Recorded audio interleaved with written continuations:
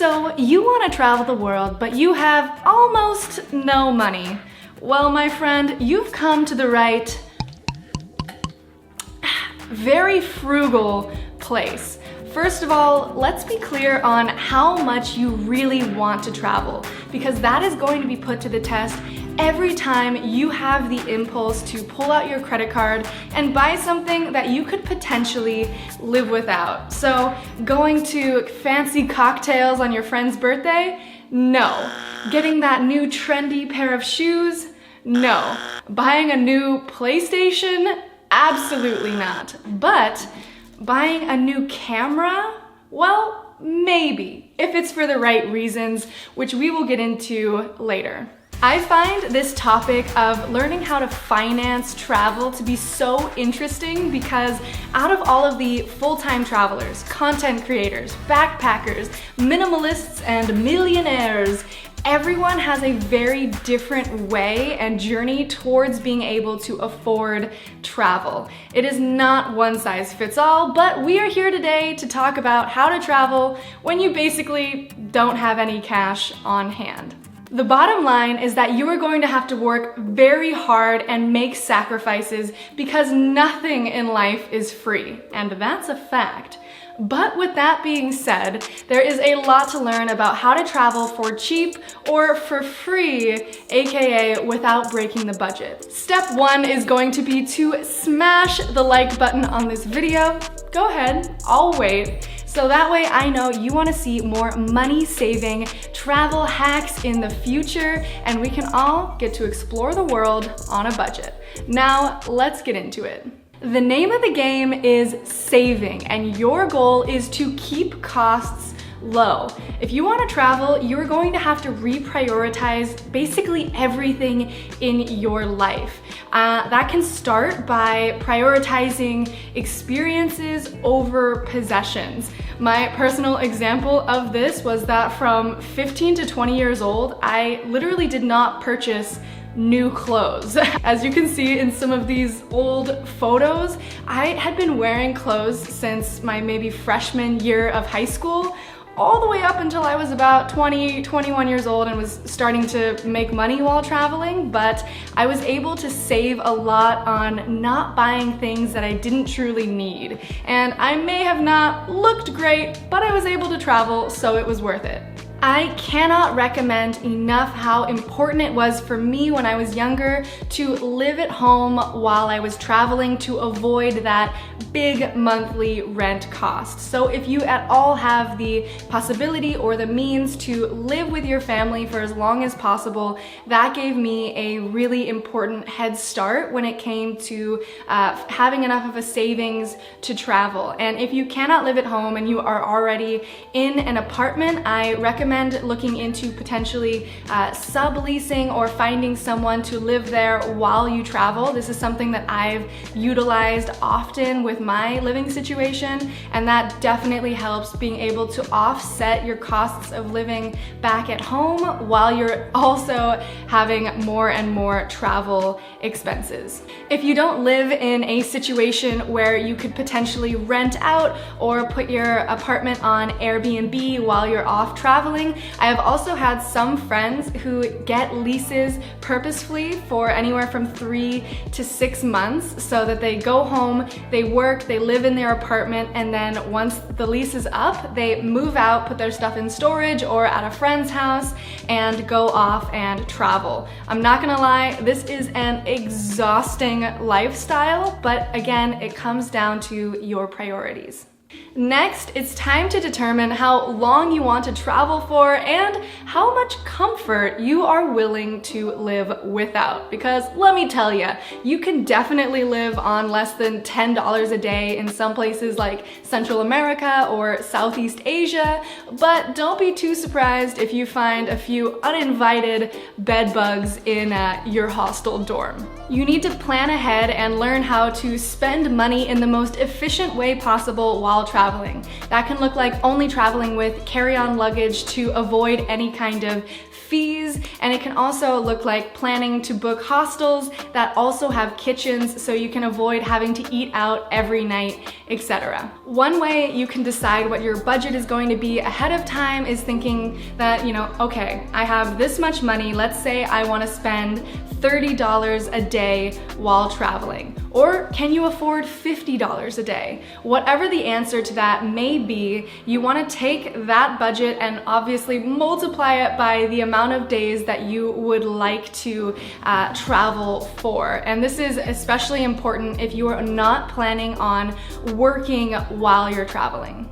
I cannot recommend taking gap years enough, especially if you are in the 18 to 20, 22-year-old range. Being able to take a gap year to go off and travel, to not be tied to an apartment or any type of tuition for college was a huge turning point for my life personally, and it ended up helping me decide what kind of career I actually wanted. And I had been saving from the time I was around 12 years old to take a gap year, and I ended up being able to stretch that out a lot more than I had anticipated by living very cheaply. In the beginning, I would personally travel for 2 to 3 months and then come back and work more than 60 hours a week on a bunch of different flexible jobs that I had lined up. I would stockpile back my savings for at least another month or two and then go back and hit the road. A really important part of this for me was finding flexible work. And for me, this personally was, I was working at my family's travel agency. I did commercial painting and construction assisting. I started my own private airport chauffeuring service, and I also started working as a freelance photographer for graduations and weddings. I was basically open to do anything that would pay the bills, but also would let me leave when it was my time to go. And a key to this is being a really reliable and hard worker so that your boss is going to be begging for you to come back when you're done traveling. Once you've started to develop good practices around saving money, it's time to develop that work hard, play hard mentality. And thankfully, there are tons of options when it comes to finding flexible jobs. There are two main different avenues of work that you can find that are compatible with the travel lifestyle. One would be freelance or remote work that you can do from anywhere in the world. Another would be finding work that you are actively doing while you're in a certain travel destination. A few good examples of freelancing jobs are copywriters, graphic designers, web developers, online tutors, virtual assistants, and more. When it comes to volunteering abroad, there are a ton of different options. And it might sound kind of counterintuitive, but there are actually a lot of volunteer programs that you pay to enter. For example, I was always looking into these different volunteer programs that are in countries like Tanzania or South Africa, where you can pay a few $1,000s and would be a volunteer at different animal sanctuaries or rescues, where you can actually have interactions with amazing wildlife. But that's actually one of the more expensive volunteer experiences that you can have. I would recommend opting for some of the different free volunteer programs, as well as work trade arrangements. A really good example of this that's super popular is au pairing. And au pairing is when you find a host family, and in exchange for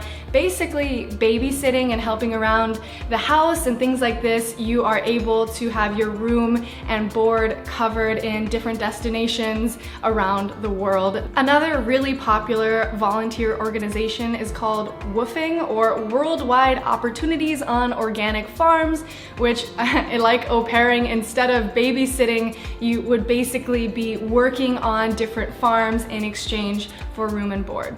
I recommend, if you're interested in volunteering, to do a lot of research and maybe even collect some testimonials or recommendations from people who have also had positive experiences with each volunteer organization, since there are so many different options.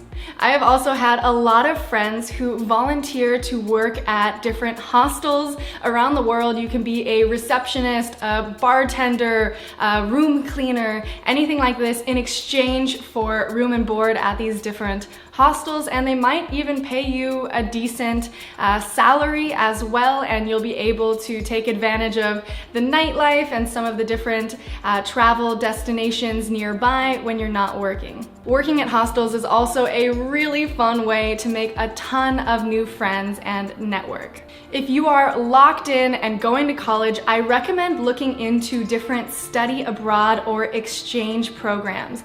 I have so many friends that have experienced being able to go to Spain or Italy for a semester or two, and they always look back on it as being one of the most fun periods of your life. You unfortunately still have to go to class, but you can take advantage of the weekends and travel to nearby destinations, and it's a really amazing opportunity to feel integrated into a completely different culture because you're living with a local family for months at a time. I also have a friend that was looking into teaching English, and he ended up going to South Korea and living there while teaching English, and he even started a travel blog during that experience, which ended up to be very successful, and he was able to pivot his career of teaching English into something even more travel oriented.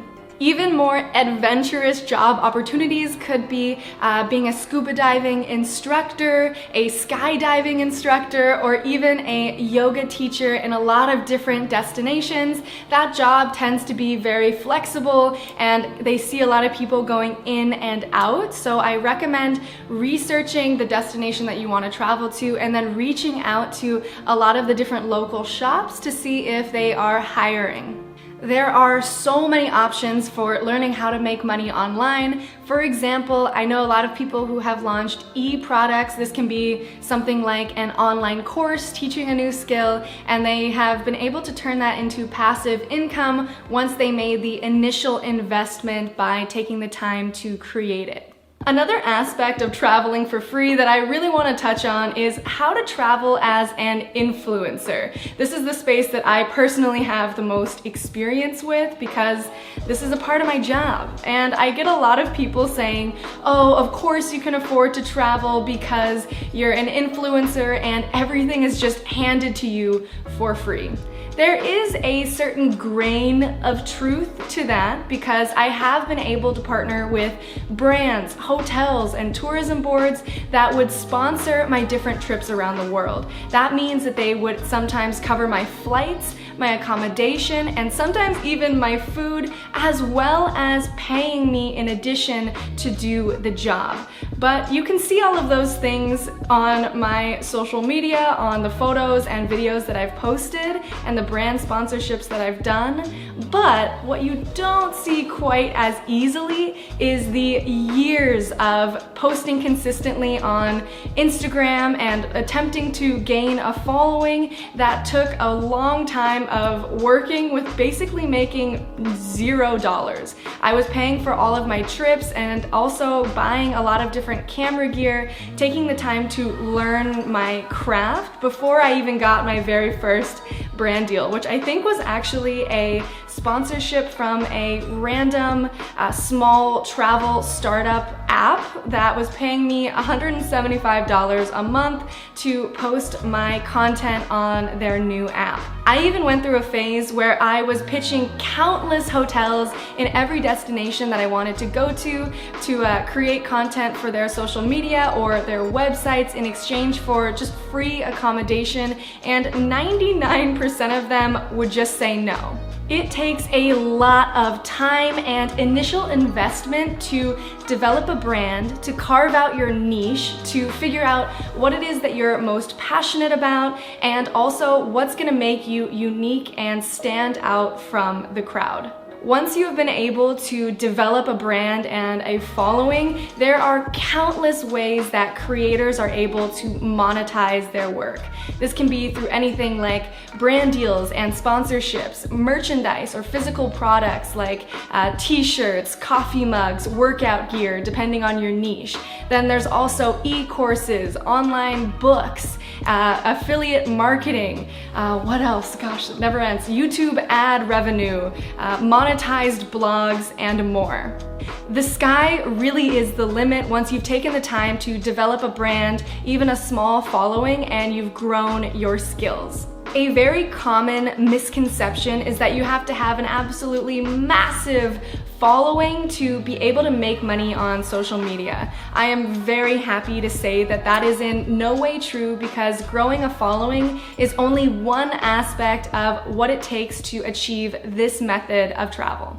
Being a content creator has changed my life, from working odd jobs like being an airport chauffeur to now working for myself and being able to have amazing experiences from anywhere in the world I choose to be. Which is why I am so excited to tell you about the sponsor of today's video, Lost Creator Academy. LCA is an online academy for content creators that helps you learn how to make money from anywhere in the world and also helps cut travel costs. In its courses, you can learn or hone the skills of photography and videography and then monetize them. And I'm actually one of their new guest instructors. You don't have to be an influencer with a huge following to land 5-star collabs or to get paid your worth. From learning how to negotiate with clients to learning how to make a beautiful video, even if you've never picked up a camera before, LCA has 175 videos that have you covered. LCA was made by content creator Lost LeBlanc, and it already has a community of over 3,000 members from all skill levels and backgrounds. In fact, that community is one of the best parts of LCA. This is not just an online course. This is a community that supports each other, travels the world together, and collabs with each other. This is where you may find your best new creator friends. Like I mentioned, I teach 2 topics in LCA: how to script a vlog and how to plan a trip specifically for content. I took a lot of time in creating these videos to teach you what I've learned and used daily, so I know you'll love it. I've worked with Lost LeBlanc to put together a free 1-hour training to get you started with no obligations. Click the link in my description to invest in yourself for 1 free hour, and I will see you in the free training. Next up, we are going to have a rapid fire lesson about how to keep your travels as cheap as possible. First, we should say a thank you to the massive corporations, hotel chains, and airlines that all partnered together to create the points and miles systems that allows for so much travel hacking if you know how to make them work for you. Thanks to frequent flyer miles, I haven't paid full price for a long haul plane ticket in years. Credit cards are a very big responsibility, and I don't recommend them to anyone who isn't very financially responsible. You should know all of the different details about the card that you're signing up for, and a golden rule is to never ever spend more than you were originally going to spend in your day-to-day life. But with that being said, once you reach the minimum spending requirements on a lot of different cards, they have amazing incentives that give you points and miles back that you can then use to book different plane tickets and also book accommodation. There are a ton of different cards to choose from, but I personally love the American Express Platinum, which gives me 5 times the membership rewards points when I am booking travel, and I also use different points rewards systems like Hilton Honors, Marriott Bonvoy, and more. It truly is an art to learn how to travel hack and utilize all of these different systems to your advantage. So let me know if you're interested in a full deep dive on this topic in the comments below. Let's get something very clear. Flights are the enemy, and they should be avoided at all costs if you're on a budget. Unfortunately, flights are a bit of a necessary evil because how else are you going to get to the entirely opposite side of the world? But I usually try to book only one long haul set of flights per trip that I go to, and I try to make the most out of them by once I arrive in a different place, you can then, especially in places like Southeast Asia or in Europe, utilize the infrastructure that is there for buses and trains because they typically are a bit more affordable than flights. I also use a lot of budget airlines when I'm traveling, especially in Europe, because sometimes you can find outrageous prices like $15 from France to Italy, but you gotta keep in mind with budget airlines, they are out to get you. So I don't really recommend flying on budget airlines unless you have only carry-on luggage, and make sure to read all of the fine print or they will find another way to scam you into paying more money. When it comes to saving money on flights, there's a really healthy balance between having flexible dates and also planning ahead. If you wait until the very last minute or the last few days to book a flight, that could definitely lead to more expensive tickets. So when possible, I do recommend booking at least a few weeks or even a few months in advance if you have the ability to do so, because that way you lock in a cheaper price for the flights rather than waiting until the last minute when they can charge basically anything that they want. And I would also recommend looking at the season that you're looking to travel, because if you want to book flights around New Year's or in the middle of the summer to go to Europe, those tickets are going to be really expensive. So I would prioritize traveling during the off season or at least the shoulder season to avoid not only the really high prices for flights, but hotels obviously also charge more around this season as well. When it comes to your lifestyle, once you've reached your destination, there are a lot of different habits you can have to save money. So for example, if you are going to be staying in a hostel or even doing couch surfing, local people don't typically eat out every night, and neither should you. So you can save a lot of money by having hostels or accommodation that has kitchens. So you can go to local markets, get fresh produce, and then start making your own food, or even just going for the more affordable street food as well.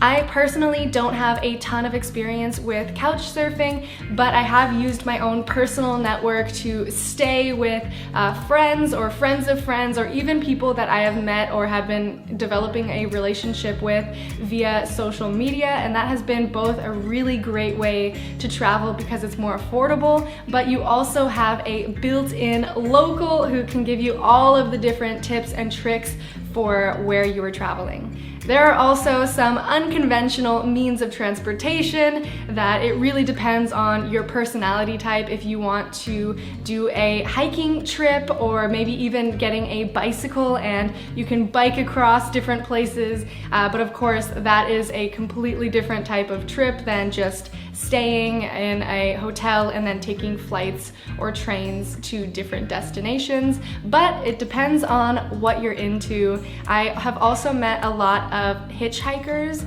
and especially I've met a good amount of female hitchhikers who have had really great experiences doing that. But since I don't personally have much experience with that myself, I wouldn't necessarily recommend it for anyone, because a lot of these different alternatives, hitchhiking, biking, this type of backpacker lifestyle takes a lot more common sense and intuition than most first-time travelers have. So make sure to be prioritizing your safety over anything else, because money can come back, but your safety is always a priority. One of my last tips that I'm going to leave you with is to maximize the potential of your own network. Do you have a second cousin that lives in Australia? Is your mom's best friend or college roommate now living in Prague? Do you happen to know someone who knows someone who lives in Rome? If you start thinking in this way of who do you have access to in your personal network, and then putting yourself out there and asking if it would be okay to come and visit with them for a few days, or finding some type of value exchange proposition if you are going to go visit some friends or some new people that you haven't met before other than communicating with them on social media, you would be surprised how many people are very open to hosting new travelers, especially if you are, of course, behaving with respect and kindness. It can take you a really long way. Thank you so much for watching this video. As you can see, it can take a pretty radical lifestyle change to be able to travel with little to no money. But what I hope you took away from this video was that there is always a way. Anything is possible, especially if you never take no for an answer. Thanks again for watching. Don't forget to subscribe if you want to see more videos like this one in the future. And until next time, keep pushing your limits.